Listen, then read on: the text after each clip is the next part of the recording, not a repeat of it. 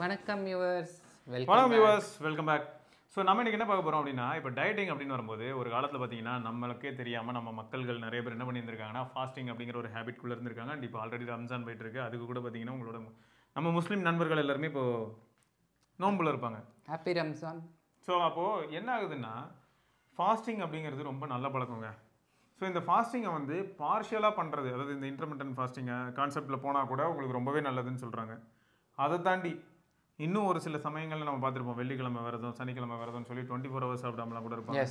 டோட்டலாகவே சாப்பிட மாட்டாங்க அடுத்த நாள் தான் கிட்டத்தட்ட. ஏன்னா இப்போ இன்னைக்கு நைட் சாப்பிட்றாங்கன்னா நாளைக்கு ஃபுல் டே விரதம் அப்படின்னா திரும்ப கிட்டத்தட்ட நாளைக்கு நைட் ஏதாவது அவங்க சாப்பிட்டா உண்டு, அப்படி இல்லைன்னா அவ்வளோதான். ஸோ 24 hours கவர் பண்ணிவிடுவாங்க.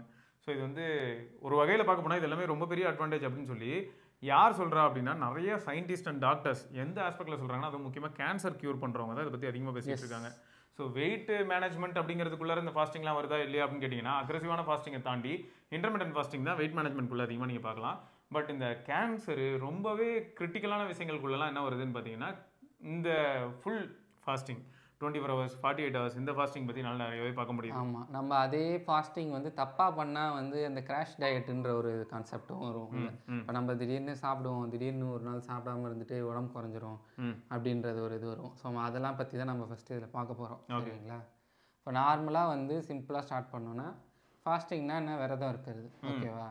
இப்போ ஒரு பாடி வந்து ஃபஸ்ட்டு நம்ம ஃபியூவல் தானே, ஃபஸ்ட்டு சாப்பிட்ற சாப்பாட்டை வந்து செரிமானம் பண்ணி அதிலேருந்து எனர்ஜி எடுத்துக்குவோம். தேவையில்லாத எனர்ஜி, தேவைப்படுற எனர்ஜி எடுத்துக்குவோம். தேவைக்கு மிஞ்சிற எனர்ஜியை ஸ்டோர் பண்ணிவிடும். அப்படி இல்லைன்னா வந்து எரிச்சிடும், ஃபுல்லாகவே எரிச்சாலும் எரிச்சிடும், அப்படி இல்லைனா ஸ்டோர் பண்ணிக்கும்.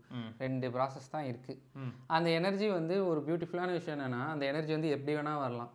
ஃபேட்லேருந்து வரலாம், கார்ப்ஸ்லேருந்து வரலாம். ஸோ இந்த கார்ப்ஸ் அண்ட் ஃபேட்டாக வந்து அது ஃபஸ்ட் ஃபேட்டாக ஸ்டோர் பண்ணிக்கும். பட் அது கன்வெர்ட் ஆகுது, இப்போ குளுக்கோஸாக மறுபடியும் கன்வெர்ட் பண்ணுது இல்லையா? ஆமாம்.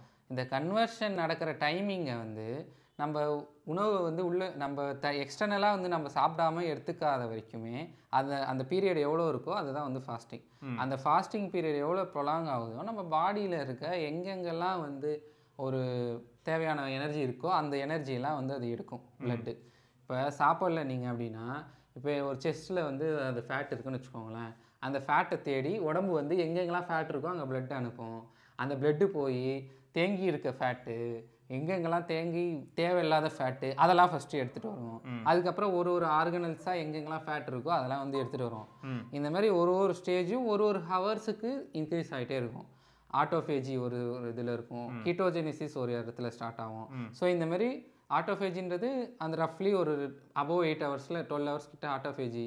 அதேமாதிரி கீட்டோஜெனிசிஸ் 16 hours கிட்ட, அதேமாதிரி கீட்டோஜெனிசிஸ் இதெல்லாம் வந்து எப்படி சொல்கிறது, இதெல்லாம் வந்து ஒரு அந்த ஸ்டேஜஸ் இந்த ஹவர்ஸை கடக்கிறப்ப அந்த ஸ்டேஜையும், அதாவது நம்ம மோட் ஆஃப் இது வந்து இப்போ நம்ம காரில் எல்பிஜி மாத்திரம் இல்லையா, பெட்ரோல்லேருந்து எல்பிஜி மாத்திர மாதிரி நம்மளோட நார்மல் பெட்ரோல் சாப்பாடுலேருந்து அது வந்து கொலஸ்ட்ராலாக வந்து எடுத்துக்குது, ஃபேட்டை வந்து எடுத்துக்குது. இதுதான் வந்து ஃபாஸ்டிங்.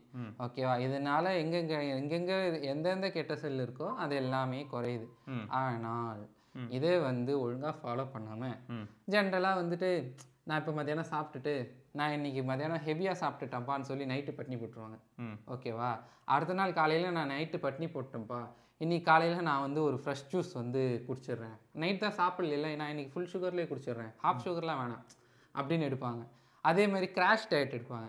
ஃபுல்லாகவே வந்து உடனே கட் பண்ணுறது, உடனே கார்ப்ஸ் உடனே கட்டு, ஃபுல் ப்ரோட்டீன் கட்டு, அதாவது ஃபுல் கார்ப்ஸ் கட்டு, ஒன்லி ப்ரோட்டீனு ஒன்லி ஃபைபர் மட்டும். கீட்டோ டயட்டு அது வந்து சிம்பிளாக கீட்டோ டயட் வந்து ஒன்லி ப்ரோட்டீனா இல்லாட்டி ஒன்லி ஃபேட்டா? ஃபேட்டு தான் அதிகமாக, ப்ரோட்டீன் தான், ப்ரோட்டீன் கூட ஃபேட் அதிகமாக இருக்கும். ஃபேட் அதிகமாக இருக்கும், ஃபேட் தான் வந்து அதிகமாக இருக்கும். இப்போ ஒரு சிக்கன் எடுக்கிறோன்னு வச்சுக்கோங்களேன், இப்போ நம்ம வந்து ப்ரோட்டீன் ஹை ஃபைபர் டயட் தான் வந்து நார்மலாக வந்து டயபிட்டிஸ் பேஷண்ட்டுக்கு கொடுப்பாங்க. ஓகேவா?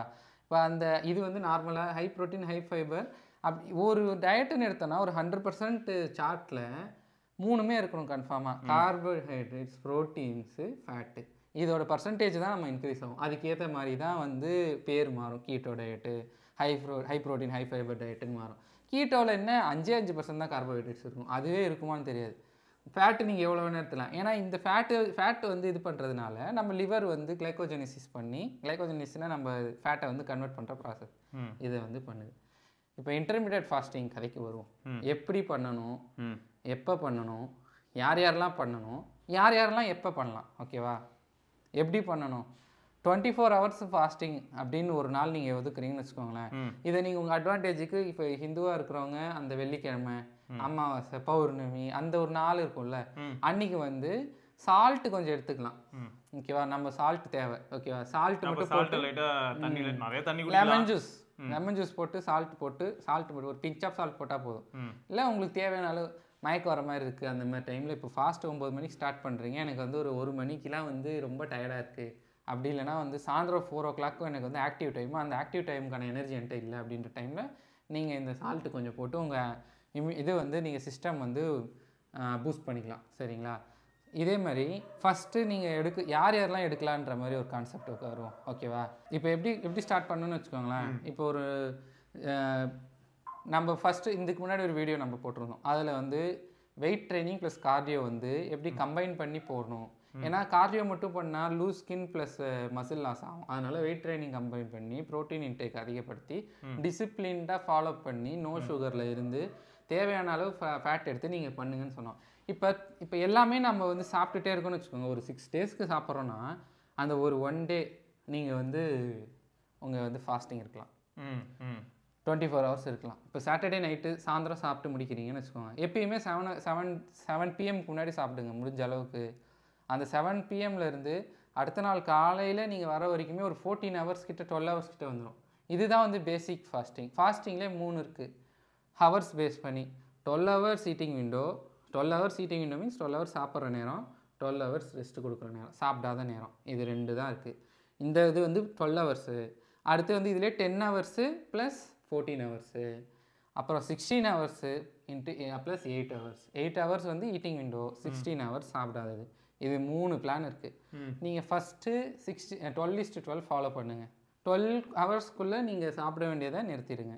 இது வந்து எப்படி ஃபாலோ பண்ணணுன்றது, யார் ஃபாலோ பண்ணணும், அவங்க எப்படி ஃபாலோ பண்ணணும். இப்போ ஒரு கார்டியோ போகிறாங்க அப்படின்றவங்க வந்து இந்த 12:12 ஃபாலோ பண்ணால் சூப்பராக இருக்கும். கார்டியோ மட்டும் பண்ணுறேன், எனக்கு ஜிம்மே இல்லை அப்படின்றவங்க எனக்கு ஹோம் ஒர்க் அவுட் முடிஞ்ச அளவுக்கு பண்ணுறேன் ப்ரோ. என்னதான் நீங்கள் ஜிம்முக்கு போவீங்க, எனக்கு ஃபேட் லாஸ் நீங்கள் எனக்கு மசில் லாஸ் ஆகக்கூடாதுன்னு நீங்கள் நினைக்கிறீங்க அப்படின்னு நீங்கள் சொன்னாலுமே என்னால் முடியல, அதனால நான் கார்டியோ பண்ணுறேன்னு ஒரு இது இருக்கும். தெரிஞ்சே நான் எனக்கு பரவாயில்ல ப்ரோ, இருந்தாலும் எதுவுமே பண்ணாததுக்கு அது நான் பண்ணுறேன் அப்படின்ற கான்செப்ட் இருக்குன்னா கூட அவங்க இந்த 12:12 ஃபாலோ பண்ணலாம். பிகினர்ஸ் 12:12 ஃபாலோ பண்ணலாம். ஜிம் போயிட்டுருக்கவங்க திடீர்னு எனக்கு இன்டர்மீடியட் ஃபாஸ்டிங் நான் ஸ்டார்ட் பண்ணணுனாலும் 12:12 ஃபாலோ பண்ணலாம். ஏன்னா இந்த டைமில் வந்து நீங்கள் எவ்வளோ நேரம் வந்து உங்கள் பாடிக்கு வந்து சாப்பிடாமல் இருக்கிறீங்களோ அப்போ அந்த டைம் வந்து அது ரெக்கவரி பண்ணும். உங்களுக்கு தேவை சாப்பிட்றதுக்கு சாப்பிட்டோன்னே இப்போ நம்ம எல்லா இடத்துக்கும் பிளட்டு போகணும்னு வச்சுக்கோங்களேன். இப்போ ஒரு தம்பிள்ஸ் இப்போ எடுக்கிறோன்னா அதுக்கு வந்து இந்த இடத்துக்கு பிளட்டு போகணும். அந்த பிளட்டு போகிறதுக்கு ஒரு எனர்ஜி தேவை. அதேமாதிரி சாப்பிட்டதுக்கு அப்புறமேட்டுக்கா நம்ம வயிற்றில் இருக்கிறதுக்கு வயிற்றில் தான் நிறைய பிளட் வெசல் போகும். இன்னும் நிறையா மிசென்ட்ரிக்குன்னு சொல்லுவோம், அந்த மிசென்ட்ரிக் வெசல்ஸ்ன்ட்டு. அதுக்கு வந்து போகிற எனர்ஜி சாப்பிட்டதுக்கப்புறம் மயக்கம் வருது பாருங்கள், ஒரு மாதிரி உண்டை மயக்கம்னு சொல்லுவாங்க. அதுதான் காரணம். உங்கள் எனர்ஜி லோ ஆகும். ஓகேவா? ஸோ அதுக்கேற்ற மாதிரி நீங்கள் அந்த டைமிங் வந்து இன்க்ரீஸ் பண்ணி நீங்கள் இது பண்ணலாம். ஜிம் போகிறவங்க 12:12 ஃபாலோ பண்ணுங்கள், ட்ரை பண்ணுங்கள். பண்ணிவிட்டு வீக்லி ஒன்ஸ் நீங்கள் வந்து சாட்டர்டே சாயந்தரம் 6 மணிக்கு சாப்பிடாமல் இருந்தீங்கன்னா அடுத்த நாள் சாயந்தரம் 6 மணிக்கு சாப்பிடுங்க. அந்த 6 மணிக்கு சாப்பிட்றதுல உங்களுக்கு ஒரு 1000 கலோரி கூட வச்சுக்கோங்க, இல்லை 1500 கூட வச்சுக்கோங்க. ஆனால் அந்த 1500 வந்து நல்ல கலோரியாக வச்சுக்கணும். ஓகேவா? அதுதான் வந்து பயங்கர முக்கியமான இது. அதேமாதிரி நீங்கள் ஒரு நாளில் வந்து மசில் லாஸ் ஆகிடும்னு நினைக்காதீங்க, அது நடக்காது. 2 நாளில் நடக்கும்னு நினைக்காதீங்க, நடக்காது. அதேமாதிரி நான் 2 நாள் ஜிம் போகல அதனால் வந்து என்னால் தூக்க முடியாமல் போயிடும், அந்த மாதிரிலாம் கிடையாது. 14 daysக்கு அப்புறம் தான் உங்களுக்கு மசில் வந்து அந்த மசில் மாஸே வந்து கொஞ்சம் குறையும். ஓகேவா? அந்த மசில் மெமரி இருக்க செய்யும். ஸோ அதெல்லாம் நீங்கள் ஃபாலோ பண்ணிக்கலாம். இப்போ கிராஷ் டயட்டுக்கு வரும். சரிங்களா? இப்போ இந்த இதை ஃபாலோ பண்ணாமல் கிராஷ் டயட் ஃபாலோ பண்ணிங்கன்னு வச்சுக்கோங்களேன், ரிசல்ட்ஸ் குயிக்காக இருக்கும். ஆனால் சஸ்டெயினபிளாக இருக்குமா? வாய்ப்பே இல்லை. அதான் நம்மளோட ப்ராக்டிஸ்குள்ளார அது கொண்டு வர முடியாத மாதிரி மாறிடும். எஸ், நம்ம எப்பயுமே ரெகுலராக இப்போ காலையில் நான் எழுந்தால் போய் பல்லு வளர்ப்பேன் அப்படின்னு ஒரு பிஹேவியர் இருக்குன்னு வைங்களேன். அந்த மாதிரி உங்களோட இந்த ஃபுட் ரெகுலேஷன்ஸும் அதுக்குள்ளார வந்துருச்சுன்னா காலத்துக்கும் அது உங்கள் கூட கண்டினியூ ஆகும் அப்படின்னு சொல்ல வரோம். அதே மாதிரி இப்போ ஒரு 400 கிராம் நான் 400 கிராம் ரைஸ் சாப்பிடுவேன்னு வச்சுக்கோங்க. அந்த 400 கிராம் ரைஸை வந்து நான் உடனே கட் பண்ணேன்னு வச்சுக்கோங்களேன், என் பாடி தேடிட்டு இருக்கும். உடனே அது பாடி வந்து இன்டெலிஜென்ட் தான். திருப்பி நீங்கள் அந்த 400 வந்து நீங்கள் கொடுக்கலனாலுமே அது ஜாலியாக உடம்பு இது பண்ணி நீங்கள் இதுவாகிடும். ஆனால் ஒரு இடத்துல மிஸ்டேக் பண்ணாலுமே திருப்பி உங்களுக்கு வந்து உடனே 1 கிராம் கார்போஹைட்ரேட்டுக்கு 3 கிராம் வாட்டர் உடனே சேவ் பண்ணும். உடனே அடுத்த 2 நாள்லேயே நீங்கள் வந்து பூஸ்டடாக தெரியும், அப்படியே குண்டாக தெரியுங்க.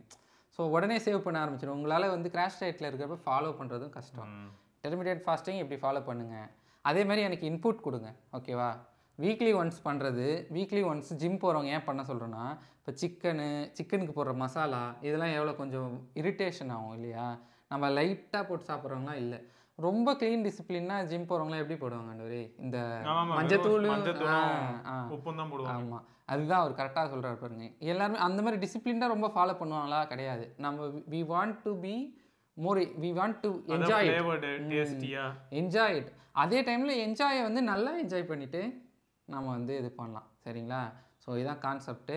12:12, 16:8, 14:10. Okay, so these are the things that we have to follow. Already நிறைய பேர் ஃபாலோ பண்ணுவீங்கன்னு நினைக்கிறேன். ஃபாலோ பண்ணி உங்களுக்கு ரிசல்ட் எந்த அளவுக்கு வந்துருக்குன்னு சொல்லுங்க.